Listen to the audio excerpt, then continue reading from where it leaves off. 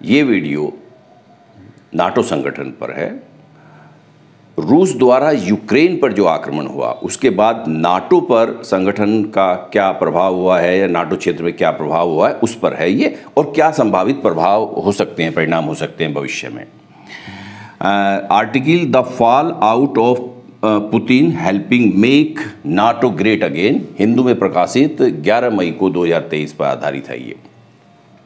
लेकिन आर्टिकल पर मुख्य बिंदु पर जाने से पहले कुछ अलग से तथ्य हैं नाटो के विषय में। नाटो का मतलब नॉर्थ अटलांटिक ट्रीटी ऑर्गेनाइजेशन, जो 1949 में वाशिंगटन संधि के द्वारा इसकी स्थापना हुई थी। उद्देश्य क्या था? द्वितीय विश्व युद्ध के बाद सोवियत संघ जो है, सोवियत संघ में की साम्यवादी विचारधारा और उसका जो विस्तार हो रहा था उसको यूरोप में रोकना था, इसलिए ये पश्चिमी देशों का एक संगठन था। अच्छा, मुख्यालय इसका ब्रुसेल्स में है जो बेल्जियम की राजधानी है। कुल सदस्य संख्या जो है 31 हो गई हैं। फिनलैंड जो 31वां है। संभावित अगला सदस्य स्वीडन है और कुछ और राष्ट्र लाइन में लगे हैं, इच्छुक राष्ट्र हैं जो नाटो का सदस्य होना चाहते हैं। वो यूक्रेन, जॉर्जिया, बोस्निया हर्जेगोविना है। ओके, अब देखते हैं कि नाटो संगठन पर क्या प्रभाव पड़ा है। नाटो पहले से ज़्यादा मजबूत हुआ है या नहीं, या क्या भविष्य में इसके परिणाम हो सकते हैं रूस और यूक्रेन युद्ध के बाद। फिनलैंड के नाटो सदस्य बनने से नाटो देशों की रूस से लगी सीमा दुगनी हो गई है। यदि हम वर्ल्ड मैप देखें तो फिनलैंड के नाटो का सदस्य बनने के बाद जो है ये नाटो संगठन की जो सीमा है रूस से लगभग दुगनी हो गई है। और यदि भविष्य में स्वीडन भी जुड़ता है तो बाल्टिक सागर, उसको आप मैप में देखें बाल्टिक सागर, तो नाटो देश की झील बन जाएगा। यानी कि यहाँ नाटो संगठन की जो सेनाएं हैं जो हैं उनकी उपस्थिति पहले से ज़्यादा हो जाएगी और क्या कहते हैं, और नाटो का प्रभाव क्षेत्र में आ जाएगा बाल्टिक सागर पूरी तरह से। फिनलैंड तथा स्वीडन जैसे नॉर्डिक राष्ट्रों, नॉर्डिक राष्ट्र कहलाते हैं ये, द्वारा तटस्थता की नीति के प्रत्याग से यूरोप के क्षेत्रीय सुरक्षा तंत्र में परिवर्तन हुआ है। क्योंकि ये स्वीडन है, फिनलैंड है, ये वर्षों से रूस के प्रति जो है मतलब एक तटस्थता की भाव रखे हुए थे।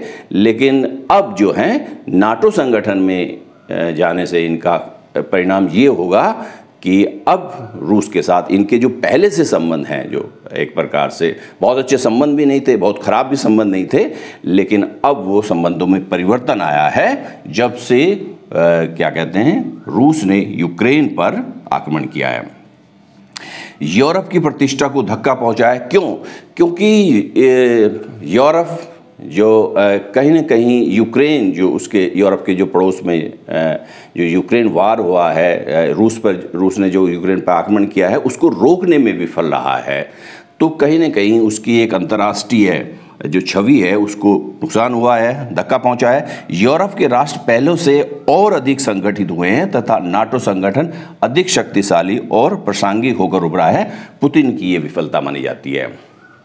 द्वितीय विश्व युद्ध के बाद जो है पहली बार जो है यूरोप जो है युद्ध के एकदम बिल्कुल निकट पहुंचा है। और व्लादिमीर पुतिन का ये उद्देश्य था कि नाटो के बेस को विस्तारित ना होने दिया जाए, लेकिन इसके विपरीत हुआ।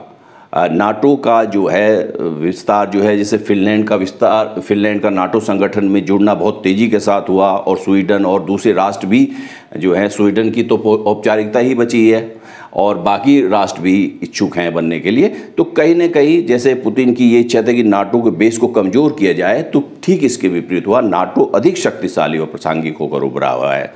तो ये पुतिन की विफलता देखी जाएगी।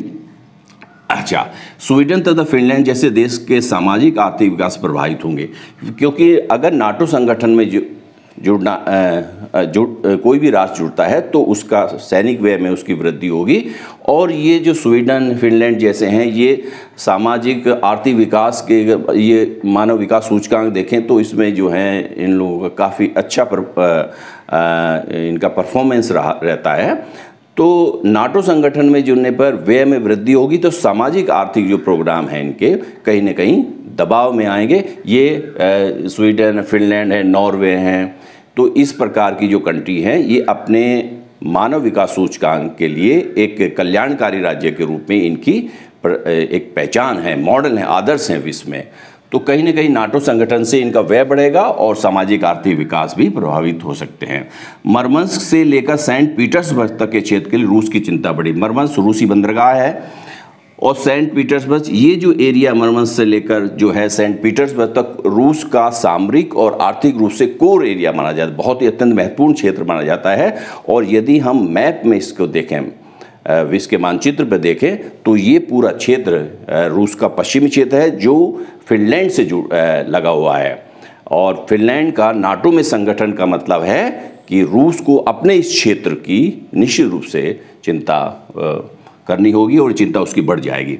आर्कटिक क्षेत्र में तेल, गैस व खनिजों के दोहन को लेकर भी आर्कटिक परिषद के सदस्यों में संघर्ष स्वाभाविक है, क्योंकि आर्कटिक परिषद में कनाडा, अमेरिका, रूस, नॉर्वे, स्वीडन, फिनलैंड, डेनमार्क तथा आइसलैंड हैं। और अब ये राष्ट्र जो हैं आपस में संबंध जो है इनके पहले से मधुर नहीं रहे हैं। तो आर्कटिक क्षेत्र में प्राकृतिक संसाधनों को दोहन को लेकर परस्पर मतभेद हो सकते हैं और संघर्ष का कारण बन सकता है आर्कटिक क्षेत्र। अच्छा, भारत के लिए क्या निहितार्थ है? नाटो के प्रति चीन का सख्त रूख रहा है और इसका मतलब है रूस चीन निकटता, जो भारत के हितों के प्रतिकूल जाएगा, क्योंकि भारत ने नाटो के विस्तार पर एक प्रकार से मौन धारण कर रखा है जो है, लेकिन चीन ने स्पष्ट रूप से इस जो नाटो का विस्तार है, नाटो को अधिक शक्तिशाली बनाने के जो प्रयास हैं उस पर उसकी गंभीर आपत्ति है।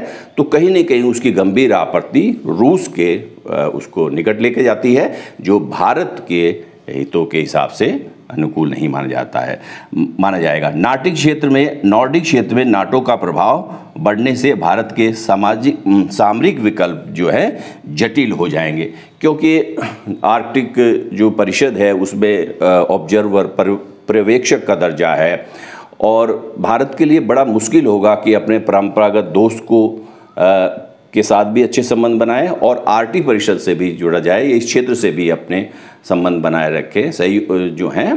तो ये एक बड़ा ही उसके लिए एक जो कूटनीतिक जो है उसकी विदेश कूटनीति की एक परीक्षा होगी। ओके।